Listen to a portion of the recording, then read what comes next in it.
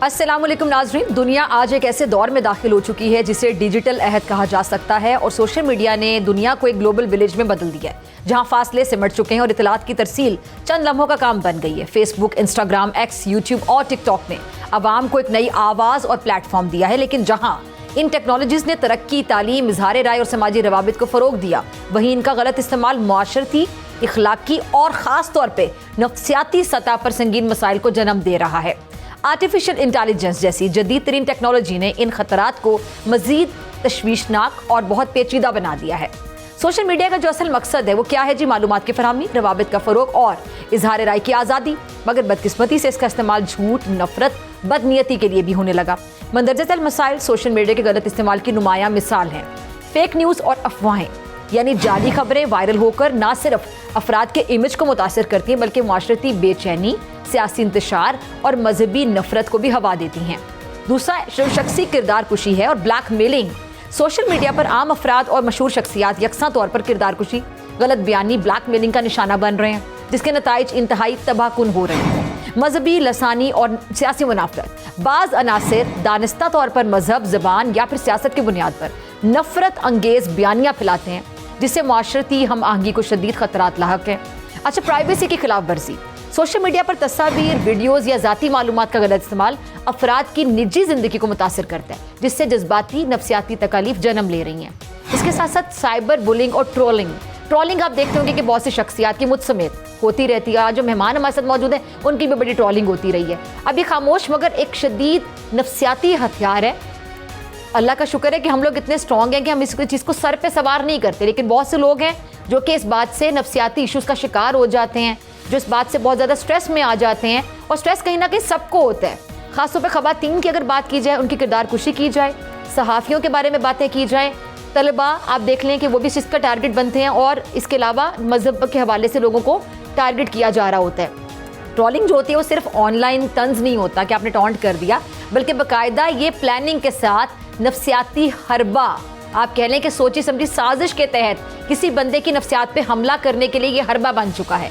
इसका शिकार होने वाले जितने भी लोग हैं जो इस हरबे का शिकार होते हैं, उन अफराद की कई तरह के जो मसाइल हैं उसका शिकार भी हो रहे हैं।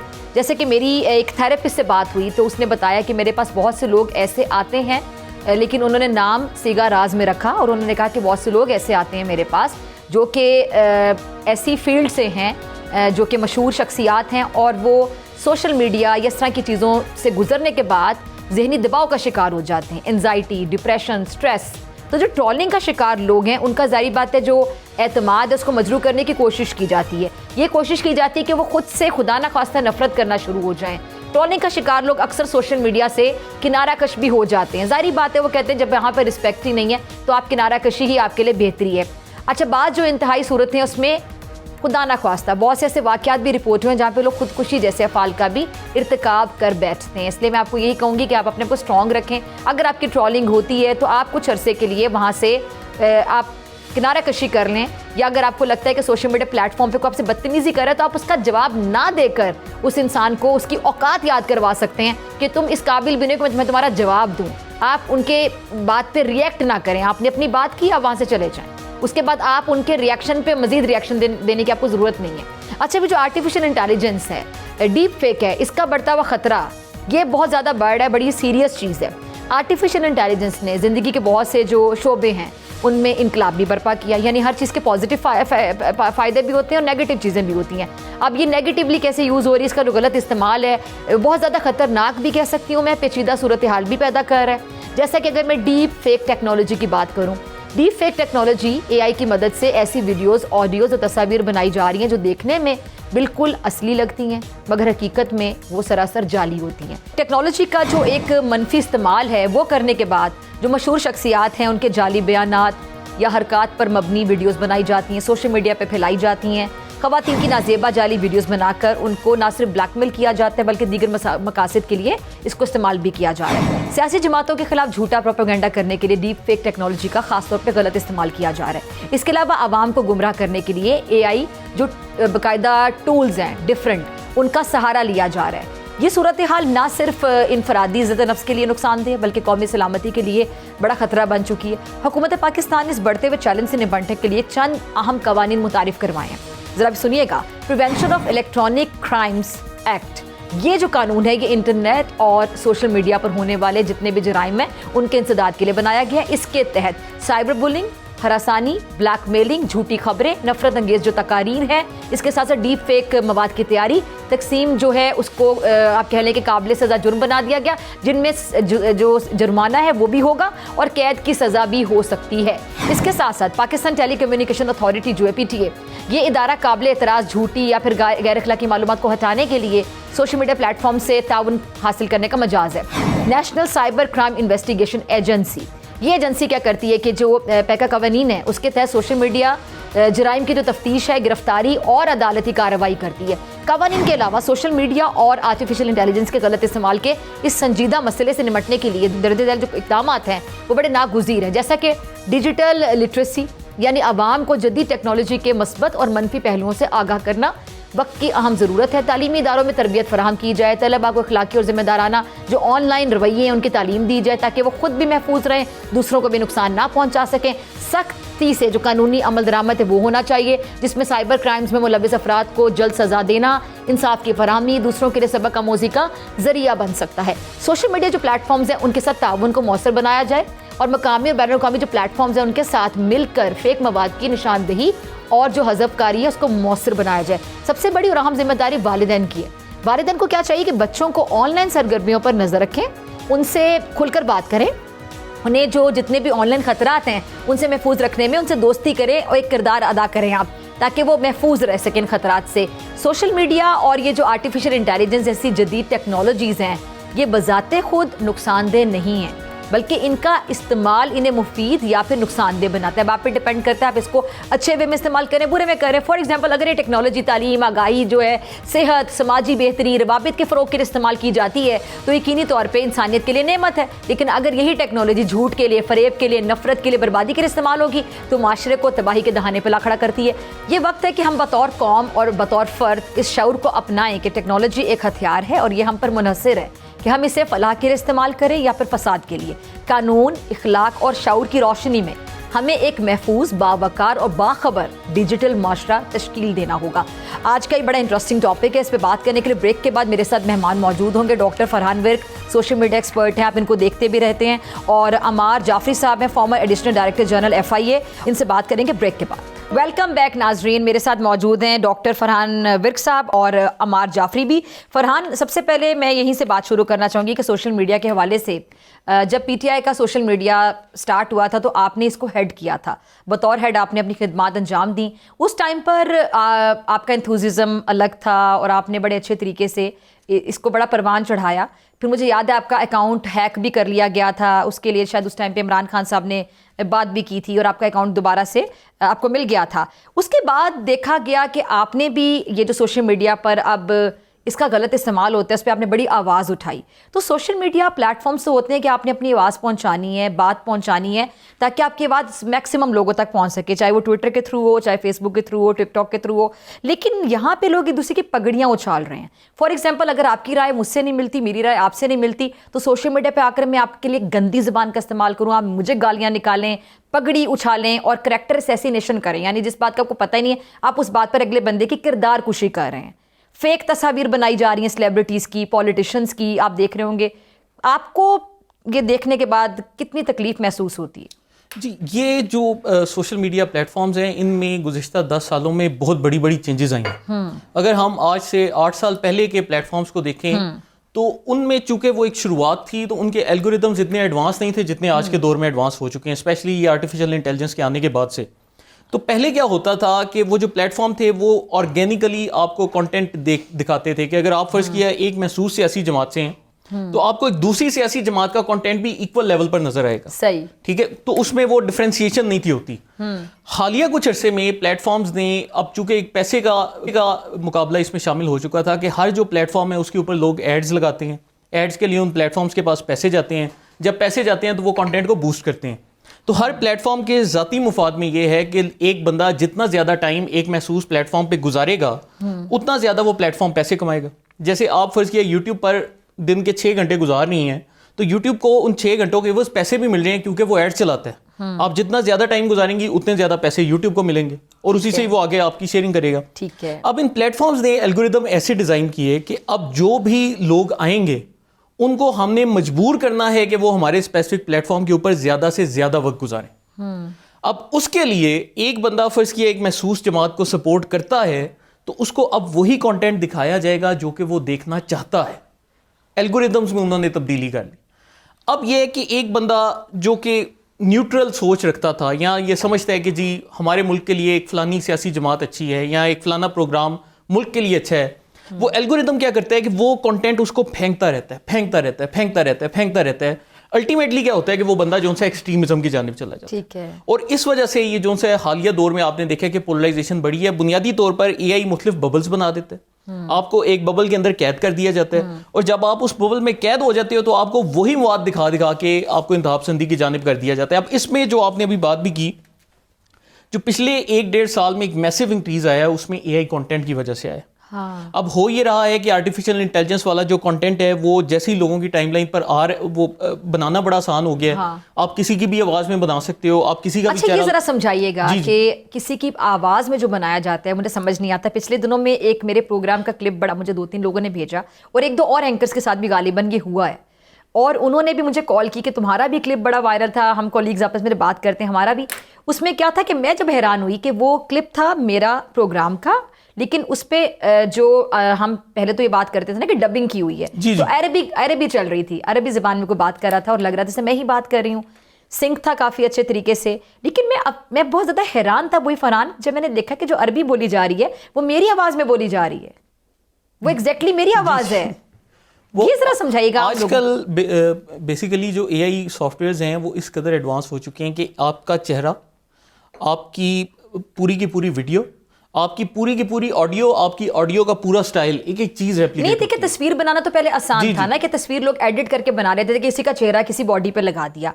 अब जब वीडियो बनाई जाती है तो आपको बात करते हुए दिखाया जाता है, आपकी जो लिप सिंक होता है कि आप बात कर रहे हैं तो आपका होंठ भी इस तरह हिल रहा है बात करते हुए, वो सिंक कैसे करते हैं और ये इतनी आसानी से उसकी आवाज़ भी उसमें फिट कर देते हैं। यानी मैं अपनी मर्जी का स्क्रिप्ट फरहान से करवा सकती हूँ आर्टिफिशियल इंटेलिजेंस से।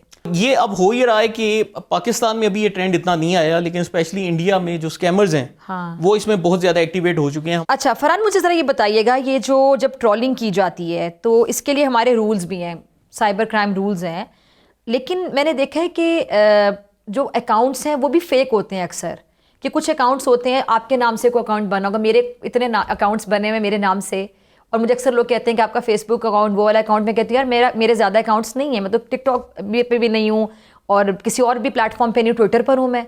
तो जो आपके नाम से अकाउंट्स यूज़ हो रहे होते हैं उनको किस तरह पता चलता है कि ये आपका अकाउंट नहीं है, आपके नाम से कोई और इस्तेमाल कर रहा है, और ये भी क्राइम में आता है ऑफ कोर्स। अब ये कि इस पे हालिया कुछ अरसे में ना प्लेटफॉर्म्स अपने रूल्स सख्त कर रहे हैं। माजी में ये होता था कि कोई भी बंदा किसी के नाम का भी अकाउंट बनाकर चला सकता था। आज के दौर में भी आप चला सकते हैं, चला रहे हैं लोग। लेकिन अब एक फ़र्क ये आया है कि अब प्लेटफॉर्म्स आपको लो करना शुरू हो गए हैं कि आप अपना शनाख्ती कार्ड जमा करवा कर बाकायदा प्लेटफॉर्म को तस्दीक कर सकते हैं कि ये मेरा अपना ही अकाउंट है। जैसे अब ये एक्स है तो उसने अब एक नई पॉलिसी मुतारिफ करवाई है कि आपने एक्स को अपना आईडी कार्ड देना है, ठीक है, और आपके आईडी कार्ड को जब वो स्कैन करेंगे बाकी अकाउंट्स के बंद हो जाएंगे। नहीं, वो आपको बता देंगे कि ये जो सा है ओरिजिनल अकाउंट है। कोई भी आपके अकाउंट पर क्लिक करेगा तो उसको बाकायदा एक नोटिफिकेशन नजर आएगा कि जी ये जो सा अच्छा, आजकल लोग क्या करते हैं कि वो बड़े आराम से ना, मैंने 1-2 अकाउंट्स को रिपोर्ट किया, मेरे नाम से वो अकाउंट्स बने हुए थे, तो वो नीचे फिर बाद में एडिट करके फैन अकाउंट लिख देते हैं। जी। तो वो अब क्या है कि इस पॉलिसी को, फैन अकाउंट भी जो चल रहा होता है उसके भी जरा बता दीजिएगा। अब फैन अकाउंट में क्या होता है कि अब आम जो आदमी है वो बेचारा पूरी तस्दीक तो नहीं कर पाता, अब उसको नहीं समझ लगती, तो अब होता क्या है कि वो फिर अकाउंट के आगे फैन अकाउंट लिख देते हैं। फिर जब आप उसको रिपोर्ट करेंगे तो चूंकि एक्स की पॉलिसी की वायलेशन में ये नहीं आता कि कोई फैन अकाउंट चल रहा है या कोई पैरोडी अकाउंट चल रहा है, तो वो जो अकाउंट है वो चलता रहेगा। ये अब एक इसमें लूप होल है। लेकिन ज्यादातर केसेस में अब क्या हो रहा है कि अगर आप अपने अकाउंट को इंडिपेंडेंटली वेरीफाई करवाते हैं, अपना शनाख्ती कार्ड डाल देते हैं, तो उसके बाद वो जो अकाउंट है वो सस्पेंड हो सकता है। तो उसको अब सस्पेंड कराना निस्बतन आसान है। अच्छा, जो डिजिटल लिटरेसी है इसकी कमी से जारी बात है आवाम जो है वो काफ़ी ज़्यादा उसके अंदर नफरत अंगेज़ प्रोपेगेंडा का शिकार बनती है, जिस तरह हम फेक चीज़ों की बात कर रहे हैं। और इसमें जिस तरह आपने सोशल मीडिया पे एक्सपर्ट हैं, आपने बड़ा काम किया है, तो कोई आगाही मुहिम भी चलाई जानी चाहिए। वैसे लोगों में काफ़ी आगाही ऑलरेडी आ चुकी है, लेकिन इसमें हमें गवर्नमेंट सतह पे, गवर्नमेंट को क्या आप तजवीज़ देते हैं कि कुछ मज़ीद इकदामात लेने की ज़रूरत है? देखिए, पिछले 2-2.5 साल में आपने तो माशाल्लाह से काफ़ी शोज़ भी किए हैं इसी टॉपिक के ऊपर। पाकिस्तान में फेक न्यूज़ का एक बहुत बड़ा समंदर था। और अब हालिया कुछ अरसे में अगर आप नोटिस करें तो बिल्कुल फेक न्यूज़ अपनी जगह मौजूद हैं, लेकिन अब उतना उनका इम्पैक्ट नहीं आता जितना आज से 1.5-2 साल पहले आ रहा था। हाँ। तो इसमें यह है कि जो माशाल्लाह से हमारे मीडिया ने बिलखुसूस आपने जो मेहनत की है उसका हमें एक ऑन ग्राउंड इफेक्ट नज़र आ रहा है। अब आप देखें कि भारत के साथ ये जो पाकिस्तान का मार्का हक हुआ पूरे का पूरा, उसमें इंडिया की जानिब से कितनी फेक न्यूज़ पाकिस्तान में प्लांट की गई कि वो 8 मई को खबरें चला रहे हैं कि जी लाहौर में हमने कब्जा कर लिया, इस्लामाबाद में कब्जा कर लिया, कराची में ये कर लिया, लेकिन पाकिस्तान में अगर आप देखेंगे तो किसी के कान पर जूं तक नहीं उनका अपना इमेज खराब हुआ। जी, अब पाकिस्तान में कोई इंपैक्ट नहीं आया। अगर शायद आज से 1.5-2 साल पहले वो लोग इस तरह करते तो शायद पाकिस्तान में बड़ा मैसिव इंपैक्ट आता। ऐसा तबका भी है जो अभी भी अपने वतीरे को तब्दील करने के लिए तैयार नहीं है, उनके बारे में क्या आपकी राय? देखिए, अब वक्त के साथ आपकी भी ट्रोलिंग होती है अक्सर, मैंने देखा है कि आपको भी टैग करके आपकी ट्रोलिंग मेरी अक्सर होती है। हमारे और भी बहुत अच्छे एंकर्स हैं जिनकी ट्रोलिंग की जाती है, गरीदा फारूकी साहिबा और भी कुछ फीमेल एंकर्स हैं, और बड़ी हिम्मत है उनकी कि वो भी इस चीज़ को फेस करती हैं बड़ी हिम्मत के साथ। देखिए, इसका जो एक नेगेटिव इम्पैक्ट है ना, अभी शायद आपने हालिया कुछ अर्से में सोशल मीडिया को मॉनिटर भी किया हो, तो आप देखें कि वो लोग जो कि ट्रोलिंग करवाते थे या जो इसको स्पीयर हेड करते थे उनके साथ क्या हो रहा है। अब आप देखें कि तहरीक इंसाफ की ख़वातीन हमारे लिए काबिल एहतराम है, चाहे उनके जो भी सियासी नज़रियात हैं वो एक डिफरेंट चीज़ है, लेकिन आप देखें कि हालिया कुछ अरसे में अब वो आपस में एक दूसरे की ट्रोलिंग करते हैं। अब वो सनम जावेद हैं, वो फलक जावेद हैं, खदीजा शाह हैं, वो बुशा बीबी की बहन है, अलीमा खान है। अब सोशल मीडिया में ये लोग आपस में एक दूसरे को गालियाँ निकाल रहे हैं, इन ख़वातीन को टारगेट किया जा रहा है। गुज़िश्ता 7 दिनों में जो पाकिस्तानी सोशल मीडिया पर सबसे ज़्यादा ट्रेंड कर रही थी मुहिम, वो ये कर रही थी कि ख़वातीन के ऊपर ये आते हैं ओवरसीज़ व्लॉगर्स हैं, वो आकर जी फलानी हतून टाउट है, फलानी हतून एजेंट है, फलानी हतून ये है। अब हमारे उनसे सियासी इख्तलाफात होंगे अपनी जगह, लेकिन इस तरह की बदजुबानी, इस तरह की बदकलामी देखने में आई, तो इससे हमें एक सबक क्या मिलता है कि अगर आप माशरे में नफरत को परवान चढ़ाएंगे तो आपके अपने घर इससे महफूज नहीं रहेंगे। ठीक है। और फिर यही होता रहा कि वो जी ख्वातीन को गालियां दे रहे हैं, वो बेचारी ख्वातीन अपनी सफाइयां कर रही हैं, एक खतून बाकायदा कुरान पाक उठाकर कह रही हैं कि मैं किसी की टाउट नहीं, मैं किसी की एजेंट नहीं, और उनका ताल्लुक किसी जमात से। तो अब ये जो से ट्रेंड वो उनके अंदर भी परवान चढ़ रहा है। किसी को आप किसी को इतनी तकलीफ में ना डालें कि उसको अपनी सफाई देनी पड़े और उसके ऊपर नफसियाती असर आ जाए। जी जी, तो वो और कहीं ना कहीं हमें खुद भी ये सोचना चाहिए कि हम जब किसी पे बहतान लगा रहे हैं या किसी पे इल्ज़ाम लगा रहे हैं तो हम भी आगे जाके जवाब दें। इस दुनिया में हमने हमेशा नहीं रह जाना। ये चीज़ें बिल्कुल, या तो हम पूरे यकीन से बात कर सके, और हमारा मजहब तो कहता है अगर आपको यकीन भी है तो आप पर्दा रखें।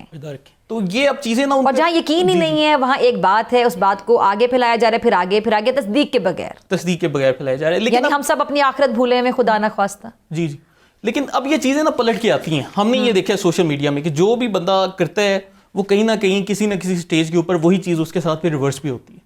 अब ये जैसे आपने आजकल व्लॉगर्स का मसला देखा होगा, ये जो अरेस्ट हुए हैं, ये जो बेटिंग ऐप्स की प्रमोशन के ऊपर, अब वो भी क्या है कि वो बड़े आराम से वो ऐप्स की प्रमोशन भी कर रहे थे, बेचारे लोगों को स्कैम भी हो रहे थे, सारा कुछ हो रहा था। अब वो सारी चीज़ें जो सी पलट के उनके पास आ ठीक है। तो सोशल मीडिया पे आप जो भी कर रहे होते हैं, अगर आप ये समझते हैं कि मैं बहुत बड़ा हूँ या मुझे कोई अकाउंटेबल नहीं कर सकता, तो आपको वक्त का पता नहीं चलता। हालात ऐसे तब्दील होते हैं और वही चीज़ जो सी आपके साथ रिवर्स हो जाती है। तो अब ये एक नया ट्रेंड आ रहा है सोशल मीडिया में, और मुझे लगता है कि पाकिस्तानी सोशल मीडिया थोड़ा मुस्बत जानिब जाना शुरू हो गया। वो पुराने वाली स्टेज। चलिए हम भी जरा ब्रेक की तरफ जाते हैं, और हमें अमार जाफरी साहब ने भी लिया है, डॉक्टर फरहान भी मेरे साथ मौजूद हैं। आगे जाके डीप फेक टेक्नोलॉजी और आर्टिफिशियल इंटेलिजेंस के हवाले से कुछ सवाल रह गए, उस पर बात करेंगे ब्रेक के बाद। वेलकम बैक नाजरीन, डॉक्टर फरहान विर्क मेरे साथ मौजूद है और अमार जाफरी साहब ने भी हमें ज्वाइन किया है, farmer additional director general FIA, और आजकल CEO के तौर पे काम कर रहे हैं artificial intelligence centre of Pakistan में। और चूंकि हम AI के हवाले से फरहान पहले भी बात कर रहे थे, सर बहुत शुक्रिया वक्त देने के लिए, ज्वाइन करने के लिए। सर AI के हवाले से पहले हम बात शुरू करते हैं। आप AI सेंटर ऑफ पाकिस्तान में बतौर CEO अपनी खिदमत अंजाम दे रहे हैं, तो अभी तक आपका जो एक्सपीरियंस है कैसा जा रहा है? आर्टिफिशियल इंटेलिजेंस सर अब तो लोग पढ़ा रहे हैं, लोग कह रहे हैं आपको पता होना चाहिए कि आर्टिफिशियल इंटेलिजेंस है क्या, इसके इससे हम अच्छे काम भी कर सकते हैं, पॉजिटिव एस्पेक्ट्स भी हैं, लेकिन नेगेटिवली भी बड़ा यूज हो रही है ये, आप कैसे देखते हैं? जी बहुत शुक्रिया। पहले तो मैं आपके टीवी चैनल का बहुत शुक्रगुजार हूँ कि इतने अहम मौजू के ऊपर आपने मुझे बोलने के लिए कहा। देखिए AI क्या है, बेसिकली वो तमाम काम जो हम मशीनों से एक्सपेक्ट कर रहे हैं, उनको ट्रेन कर रहे हैं कि इंसानों की तरह काम कर सके, उसको हम AI कहते हैं। इंसान सोचता भी है, देखता भी है, सुनता भी है, यही काम इस वक्त AI कर रही है। लेकिन हम AI की जो यूज़ केसेस हैं, यानी उस टेक्नोलॉजी तो डेवलप हो गई है, काफ़ी इदारों ने कर ली है, लेकिन जो उसका इस्तेमाल है उसके से हम दूर हैं। तो एआई सेंटर पाकिस्तान एग्जैक्टली ये कर रहा है। हम बहुत पार्टनर के साथ काम कर रहे हैं। हम सिर्फ ये कर रहे हैं कि हम एआई की प्रोडक्ट सर्विसेज सॉल्यूशंस को लेकर, अभी मैं एक यूनिवर्सिटी से आ रहा हूँ वापस, वहाँ भी यही बात हुई है कि एआई के सॉल्यूशन डेवलप हो चुके हैं। ठीक है, हमें एआई के मॉडल्स को ट्रेंड करना है। एआई किस तरह काम करती है कि आप उसका कोई मॉडल बनाते हैं, मशीन को ट्रेंड करते हैं। एआई किसी और बर्ड को मशीन दिखेगी तो वो पहचान लेगी कि बर्ड है, लेकिन ये जो ट्रेनिंग देना है मशीन को, ये एक बहुत सोफिस्टिकेटेड काम है। इसमें एक साइंस है, उसको हम डाटा साइंस कहते हैं। जितना डाटा साइज आपका बड़ा होगा उतनी आपकी मशीन जो है वो अच्छी ट्रेंड होगी। इसमें खौफ पाया जाता है कि जी शायद एआई के आने से लोगों की जॉब चली जाएगी। ये गलत खौफ है।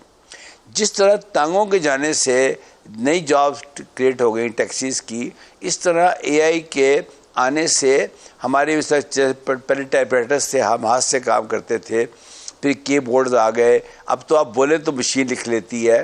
तो जब भी कोई नई चीज़ आती है तो लोगों में खौफ पैदा होता है, लेकिन हमें जितनी जल्दी इस खौफ को दूर कर सकते हैं एआई के, वो कर देना चाहिए। इस वक्त हमें अपने स्कूल के बच्चों को एआई पे ट्रेन करना चाहिए, हमें कॉलेज यूनिवर्सिटी के बच्चों को ट्रेन करना चाहिए। और जो इसमें उम्र की कोई कैद नहीं है। आपके प्रोग्राम के ज़रिए ये मैं बूढ़ों को भी ये कहना चाहूँगा, घरों में बैठी हुई ख़वातीन को भी कहना चाहूँगा, मैं रिपीट कर रहा हूँ, मैं डेली सुबह 7 बजे ये चीज़ें पढ़ाता हूँ और फ्री पढ़ाता हूँ, कोई पैसा चार्ज नहीं करता। आप रब्ता कायम करें मेरे साथ, मैं इंशाल्लाह आपको पढ़ाऊँगा। अगर माजी में हमने ये काम तेज़ी से नहीं किया तो उसका हम खमियाजा आज भुगत रहे हैं। अगर ये काम हम आज नहीं करेंगे तो इसका खमियाजा आने वाले लोग भुगतेंगे। ठीक है जी। फरहान, इस पर कमेंट करना चाहें, फिर मैं सर की तरफ जाती हूँ। वो कह रहे हैं कि इसको पढ़ना भी चाहिए। जी आप देखें, आज के दौर, जिस तरह माजी में कहा जाता था कि एक दौर जो है वो इंडस्ट्रीज़ का दौर है और उसके बाद जो है उससे पहले एक दौर था एग्रीकल्चर का दौर था। आज का ये जो दौर है ये आर्टिफिशियल इंटेलिजेंस का दौर है। जिस मुल्क ने इस टेक्नोलॉजी के ऊपर बर वक्त अपनी ग्रिप बिठा ली, आने वाला दौर वही मुल्क चलाएंगे। ये चीज़ तो हमें क्लियर होनी चाहिए। हमारी जो यूथ के लिए भी, जो अक्सर हम कहते हैं कि जी अपॉर्चुनिटीज़ नहीं हैं या उनके लिए जॉब्स नहीं हैं, तो अब इससे बेहतर मौका नहीं है आपके पास कि आप एआई की जो टेक्नोलॉजीज़ हैं इनके ऊपर अवेयरनेस हासिल करें। और आजकल के दौर में अगर आपके पास एक मोबाइल फ़ोन मौजूद है या आपके पास एक लैपटॉप है तो बेशुमार ऐसी एप्लीकेशंस हैं, जैसे मैं आपके शो पे ही बताता हूँ, यूडेमी नाम की एक ऐप है। अच्छा। अब वो जो सी है उसमें दुनिया जहान के आपको कोर्सेज मिल जाते हैं। इसी तरह ही मुख्तलिफ कोर्सेज आपको यूट्यूब के ऊपर मिल सकते हैं। उनमें कुछ पेड होते हैं, कुछ पेड नहीं भी होते, लेकिन अगर आप उन कोर्सेज से खुद को आगाह करें और आप ये ऑनलाइन क्लाइंट्स देखते हैं, तलाश करें, तो पूरी दुनिया में एआई के जो लोग हैं उनकी डिमांड बढ़ती जा रही है और आने वाले वक्त में ये बढ़ती जानी है। हर बिजनेस को, हर दुकान को, हर बंदे को जो सा इसकी ज़रूरत पड़नी है। अब आज के दौर में इस्लामाबाद में यहाँ पर ऐसी कंपनीज भी हैं जो कि आर्किटेक्चर के लिए, ये मकानों के डिज़ाइन बनाने के लिए, बिल्डिंग्स के डिज़ाइन बनाने के लिए एआई का इस्तेमाल कर रही हैं। तो हमारे पाकिस्तान में भी बड़ा रैपिड इसका जो सा एडवांस हो रहा है। अगर हम लोग इस पर टाइमली नौजवान ग्रिप बना लेते हैं तो आप यकीन मानिए कि $15,000 या $20,000 मंथली की नौकरी आपके हाथ से कहीं नहीं गई, आप फौरन उसको पकड़ सकते हैं। $20,000 मंथली? जी। मतलब ये जो लोग प्रोडक्शन करना चाहते हैं, अब तो बाकायदा न्यूज़ के लिए आर्टिफिशियल एंकर्स आ रहे हैं, सारा कुछ जो है एआई के ऊपर शिफ्ट होता जा रहा है। तो वो लोग कहते हैं, जमाने में रोबोट होता था ना, जी, अब ये एआई ने इसको रिप्लेस कर लिया है। तो वो साइंस की अगर आप वो एक बड़ा मशहूर कॉल है कि वो कहते हैं the idiots of the 21st century are not those who can not read or write, the idiots of the 21st century are those who can not learn, unlearn and relearn. कि आप जो पुरानी चीजें हैं उनको भुला नहीं सकते और नई चीजें सीख नहीं सकते। अगर आप अगर आप में ये सलाहियत होगी तो फिर आप जो से अनपढ़ नहीं होंगे। तो पढ़ना लिखना इस दौर में अब क्राइटेरिया नहीं रह गया। तो कोई भी बच्चा है, बेशक वो मैट्रिक पढ़ रहा है, वो 5वीं 6वीं जमात में, आप उनको अगर इन चीज़ों के ऊपर ट्रेन करते हैं तो वो उनके फ्यूचर इज बहुत ठीक है, ब्राइट फ्यूचर। अमार जाफरी साहब, बड़ी अच्छी एग्जांपल दी अभी फरहान ने, डॉक्टर फरहान ने। अच्छा अमार साहब, मैं जानना चाहती हूँ कि जो बच्चे एआई की तरफ जाना चाहते हैं, जो इसमें अपना करियर बनाना चाहते हैं, तो उनको ज़रा अगर आप गाइड करना चाहें इस प्लेटफॉर्म से, क्योंकि बड़ा डिफरेंस आज हम प्रोग्राम कर रहे हैं। ज़्यादातर हम सियासत पे बात करते हैं, लेकिन मैंने और मेरी टीम ने सोचा कि हम ये जो कुछ इश्यूज़ हैं इनको हाईलाइट करें, एजुकेशन से रिलेटेड बात करें, आर्टिफिशियल इंटेलिजेंस से रिलेटेड बात करें, क्योंकि हमारे जो यूथ है वो काफ़ी डिसअपॉइंटेड भी है। हमें सीधी बात करनी चाहिए फरहान, क्योंकि आप डॉक्टर बन गए, मैं डॉक्टर बन गई, हम अच्छी नौकरी करें, कि बहुत से लोग ऐसे हैं जिनको नौकरी उनके मयार के मुताबिक नहीं मिल रही। मैं कुछ लोगों को जानती हूँ जो कि मास्टर्स किया हुआ है, एमफिल किया हुआ है, लेकिन जॉब उनके जहन के मुताबिक उनको नहीं मिल रही, तो वो मायूसी का शिकार हैं। बल्कि वो तो स्ट्रेस के लिए दवाइयाँ खाते हैं, डॉक्टर्स पे जाते हैं, थेरेपी करवाते हैं। तो ऐसे जो स्टूडेंट्स हैं, मेरे ख्याल से उनको इस चीज़ को भी सीखना चाहिए। आने वाला दौर है इस चीज़ का। अच्छा, गुजारिश ये, एक तो सबसे पहले मैं आपको मुबारकबाद दूंगा और आपके चैनल को ख़ास तौर पे जी जी, कि उन्होंने इस बात को समझा कि वो जो 4 डब्बों में 4 बंदे बिठा के लड़ाइयाँ करवा के अपनी रेटिंग बढ़वा के इश्तिहार लेके इससे नुकसान पहुंच रहा है मुल्क को। मैं बहुत मुबारकबाद दूंगा आपके टीवी को कि ये पहला प्रोग्राम है जो कि इस तरह सोच के किया गया है कि यार छोड़ो, वो जिन्होंने करना था कर दिया, अपना वक्त जाके लेट देम डू, उनको देखे बनाओ चैनल्स को। मैं कहता हूँ बाहर के मुल्कों में इन चैनल की रेटिंग सबसे कम होती है, जो हमारे यहाँ सबसे ज़्यादा हो रही है। ये मैं आपको मुबारकबाद दूंगा और मैं आपके प्रोग्राम के जरिए तमाम चैनल को रिक्वेस्ट करूंगा कि इश्यूज़ को पकड़ें, साइबर सिक्योरिटी को पकड़ें, इमर्जिंग टेक्नोलॉजीज़ को पकड़ें, AI को पकड़ें। अब मैं आपके सवाल की तरफ आता हूँ। सवाल ये पैदा होता है कि हमारे बच्चे क्यों उदास हैं डिग्रियाँ करके। आपको पता है हमारी इंडस्ट्री जो यूनिवर्सिटीज़ की इंटेक है वो कम हो रही है। जी जी, क्यों कम हो रही है? क्योंकि ये यूनिवर्सिटी डिमांड ड्रिवन नहीं पढ़ा रही। ये जो यूडेमी, कोर्सेरा, EDX जितने इदारे हैं ये फ्री पढ़ा रहे हैं कि यूट्यूब चैनल्स है, बड़े बड़े एक्सपर्ट की वो हम क्यों नहीं उससे सीख रहे? फ्री है, मैं फिर कह रहा हूँ फ्री है, वो क्यों नहीं सीख रहे? 3 वजूहात हैं। नंबर 1 बिजली का मसला, नंबर 2 इंटरनेट का मसला, और नंबर 3 के जवानों को किसी ने बताया ही नहीं है कि जो आप डिग्री लेके निकले हैं वो अपनी टोपी उछाल के उसके बाद मार्केट में सिवाय नौमीदी कुछ नहीं आएगा। अब अगर आपने जॉब्स मार्केट में जाना है तो आपको AI सीखनी पड़ेगी। AI किसी एक चीज़ का नाम नहीं है, ये मैं आपके प्रोग्राम को क्लियर करना चाहता हूँ। AI एक पैकेज है पूरा, जिसमें मशीन लर्निंग भी है, जिसमें डाटा साइंसेस भी हैं, जिसमें डीप मशीन लर्निंग भी है, जिसके अंदर स्टैटिस्टिक्स और मैथमेटिक्स भी है। इन तमाम चीज़ों को मिलाकर हम कहते हैं कि जी इसमें LLMs भी हैं, बेशुमार चीज़ें हैं। असल चीज़ है लर्निंग की। अमर साहब सॉरी मैं बात काटी, इसको अगर किसी ने पढ़ना हो तो कैसे पढ़ा जाए? क्या इसमें डिग्रीज ऑफर की जा रही हैं? क्योंकि आम लोग अवेयर नहीं है इस चीज़ से।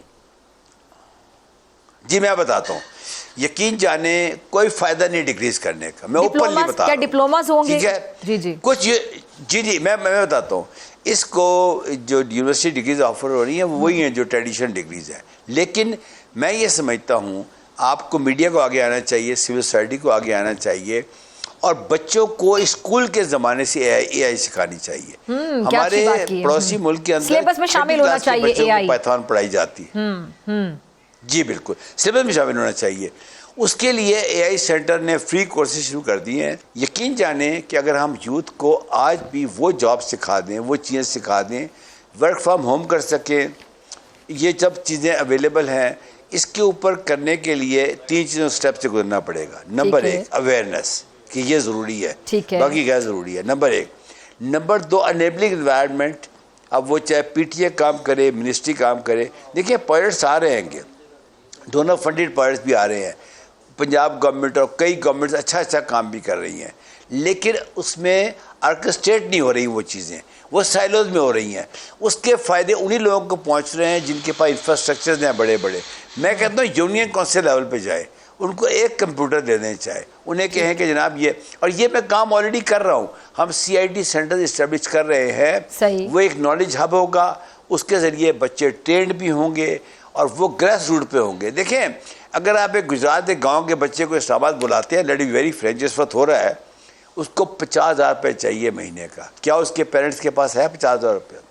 उसको सेमेस्टर की फ़ीस देनी है, उसे रहने का खर्चा देना है, उसे अपने खाने पीने का करना है, फिर कम्यूट करना है उसने। इन चीज़ों से बचाए और ये रिवर्स माइग्रेशन शुरू हो जाएगी फ़ौरन।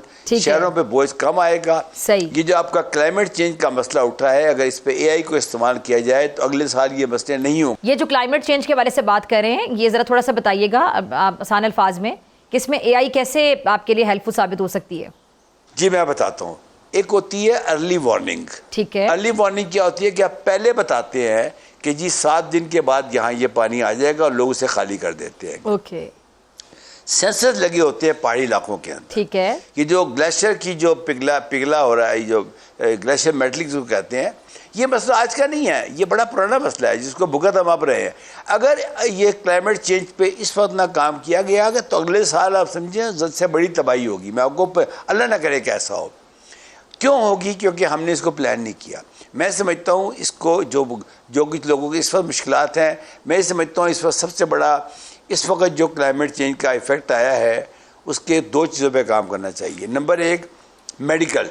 ये अभी अल्लाह ना करे कि ऐसा हो, मेरे मुंह में खाक, कि अभी एपिडेमिक्स फैलेंगी, बीमारियां फैलेंगी, क्योंकि सैलाब तो गुजर गया, मसले पैदा होंगे वहाँ पे। इसलिए फौरी तौर पे वहाँ पे AI के ज़रिए सिस्टम बन चुके हैं, हम खुद वो सिस्टम ऑफर कर रहे हैं, उसको टेली मेडिसिन कहते हैं। देखें, बड़े शहरों के डॉक्टर वहाँ नहीं जाएंगे, ओपनली बता रहा हूँ, दवाइयाँ वहाँ पहुँच जाएंगी। डॉक्टर के बगैर दवाई देना डेंजरस काम है। पहली बात तो ये होगी। दूसरी बात, अर्ली वार्निंग सिस्टम के तहत आप ये खाने वाने पहुंच जाएंगे, लोगों ने खाने वाने दे दिए, कोई इशू नहीं है। गवर्नमेंट कंपनसेट करें लोगों को। अब तैयारी करें अगले मौसम की।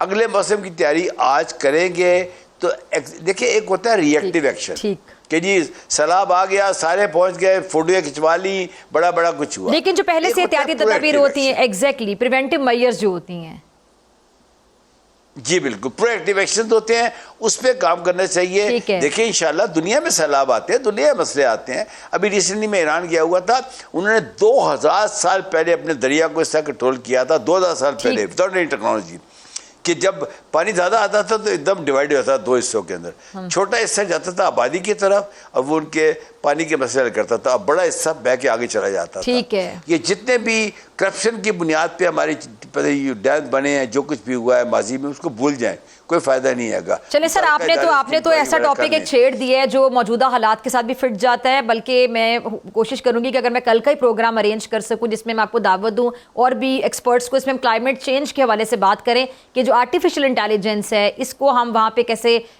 इम्प्लीमेंट कर सकते हैं, इसके ज़रिए हम क्लाइमेट चेंज के जो मसाइल हमें हर दफ़ा सामना करना पड़ता है, जैसे कि फ्लड्स तो हर साल आ रहे हैं, तो हम उसको कैसे ओवरकम कर सकते हैं किसी हद तक।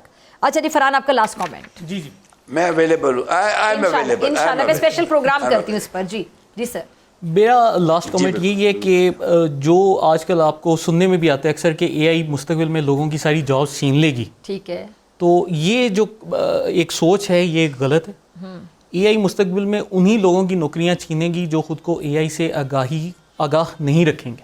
तो अब आपने प्रोग्राम में बता दिया कि $20,000 पर मंथ कमा सकते हैं, तो जितने यंगस्टर्स देख रहे हैं वो तो अभी से सर्च करेंगे कि AI है क्या। जी देखिए, पता तो सबको, लेकिन उसके लिए लर्निंग स्किल्स आपको। देखिए इसमें जो सबसे पहले ये है कि आपके पास जो GPT स्टोर्स हैं, आजकल ये चैट GPT के अंदर उन्होंने अपना स्टोर बनाया, उसमें ऐप्स बनाने के बेशुमार मौके मौजूद हैं। ठीक है। आप वहाँ पर वर्किंग करनी स्टार्ट करें।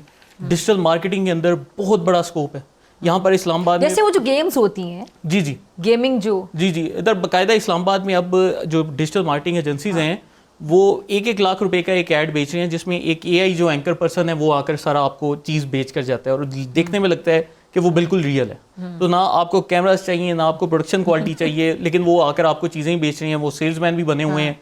फिर आप तो मुस्तकबिल में क्यों ना लाइटर नोट, मुस्तकबिल में सर कहीं ये ना हो कि मुस्तकबिल में जो एंकर ये बता रहे हैं वो AI से बने हुए एंकर से खबरें पढ़ रहे हैं और सवाल पूछ रहे हूँ।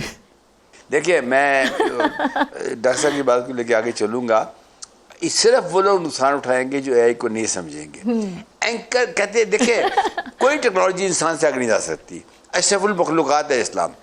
अभी आपका जो क्वेश्चन है, एंकर पर्सन रहेंगे, उसमें रोबोटिक्स भी आ जाएंगी, उसके अंदर रियल लाइफ में होंगे। रोबोटिक वो परफॉर्म नहीं कर सकेगा जो आप कर सकती हैं। आप एडजस्ट करती हैं सवाल को बंदे के साथ। जी तो मैं समझता हूँ कि रियल लाइफ के एंकर्स की कोई चले मैंने लाइटर नोट पे पूछा, मैं आपको बताऊँ बढ़ेगा। ठीक है जी मैं उसका लेटर नोट में जवाब दे रहा हूँ, तो आप बिल्कुल फिक्र ना करें, बिल्कुल किसी की जॉब खतरे में नहीं पड़ेगी। हाँ, उन लोगों की जॉब खतरे में जरूर पड़ जाएगी। सर हम AI सीख लेते हैं ना, ताकि खतरे में ना पड़े ना, जिन एंकर्स को AI वो सीख लेंगे उनकी खतरे में नहीं, वो तो मैंने आपसे कहा आप एक ट्रेनिंग प्रोग्राम शुरू करें लाइव, मैं फ्री पढ़ाने को तैयार हूँ उसके अंदर। चलिए जबरदस्त आइडिया, चलिए आपने मेरे प्रोग्राम में आइडिया दिया, इंशाल्लाह इसको स्टार्ट करते हैं। ठीक है जी जी मैं बिल्कुल आपके प्रोग्राम में आइडिया दिया, मैं फिर कह रहा हूं मैं फ्री पढ़ाने को तैयार हूँ, कोई पैसे नहीं लूंगा। बहुत अच्छी बात। ठीक है जी सर, बहुत शुक्रिया आपके कीमती वक्त के लिए, फरहान शुक्र तशरीफ लाने के लिए। इसी के साथ मुझे दीजिए इजाजत, आपसे मुलाकात होगी इंशाल्लाह अगले प्रोग्राम में, सेम टाइम सेम चैनल की जिंदगी वफा की दुआ में याद रखिएगा, अपने अपने प्यारों का बहुत ख्याल रखिएगा। अल्लाह ने के बाद।